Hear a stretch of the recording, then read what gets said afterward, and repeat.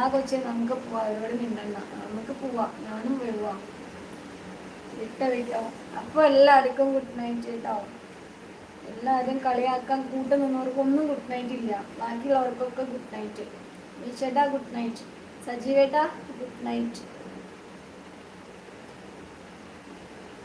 Ashi good night, സിന്ധുച്ചി good night. ബാക്കി ആർക്കും ഗുഡ് നൈറ്റ് ഇല്ല. ബൈ, ഞാൻ പോവാം.